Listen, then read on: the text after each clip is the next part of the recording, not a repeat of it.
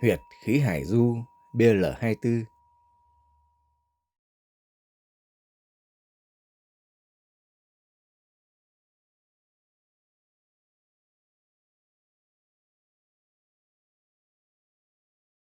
Vị trí: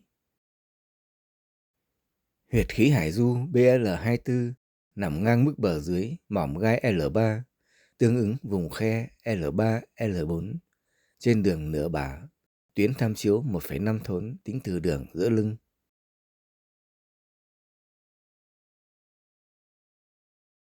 Cách lấy huyệt: xác định mỏm gai L3. Cách 1. Qua mỏm gai C7. Mỏm gai C7 thường nhô cao nhất, dễ sờ thấy. Khi cử động cổ, mỏm gai C7 vẫn di động nhưng kém rõ hơn các mỏm gai đốt sống cổ phía trên.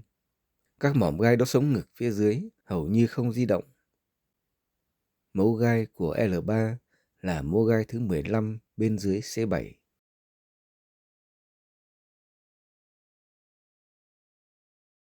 Cách 2. Qua bả vai. Người bệnh đứng hoặc ngồi thẳng, hai tay buông thõng tự nhiên. Mép trên của góc xương bả vai tương ứng mỏm gai T2. L3 nằm dưới T2, 13 đốt sống.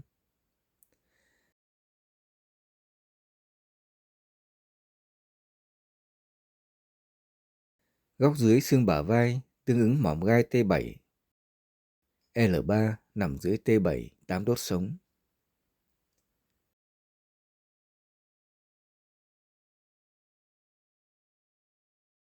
Cách 3. Qua xương sườn 12. Xác định vị trí khớp của xương sườn dưới cùng, xương sườn số 12, xác định T12. L3 nằm cách dưới T12, 2 đốt sống. Cách 4. Qua đường Triphie. Qua hai điểm cao nhất của mào chậu, xác định đường Triphie đi qua mấu gai L4. L3 nằm ngay phía trên L4.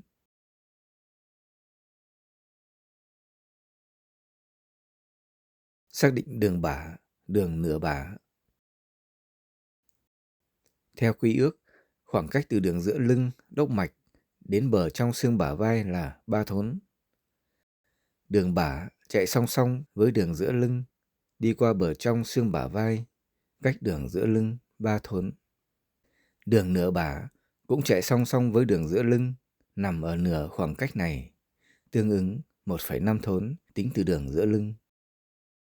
Xác định huyệt: từ khe L3, L4, bờ dưới mỏm gai L3, xác định đường ngang tham chiếu. Điểm giao với đường nửa bả là vị trí huyệt khí hải du BL24.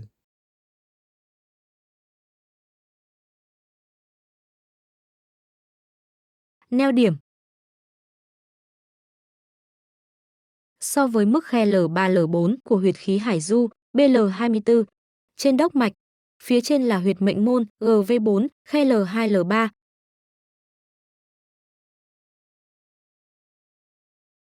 Phía dưới là huyệt yêu dương quan GV3, khe L4, L5.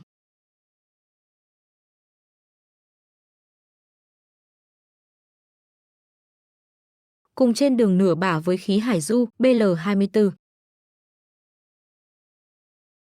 Thận du BL23 cao hơn một khe L2, L3.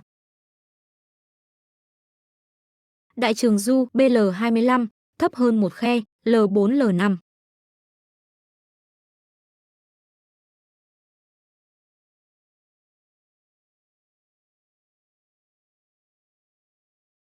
Tác dụng và chức năng chính: bổ thận khí, điều hòa âm dương thận, cân bằng thận âm, thận dương, cải thiện sinh lực, sức bền và năng lượng nền tảng.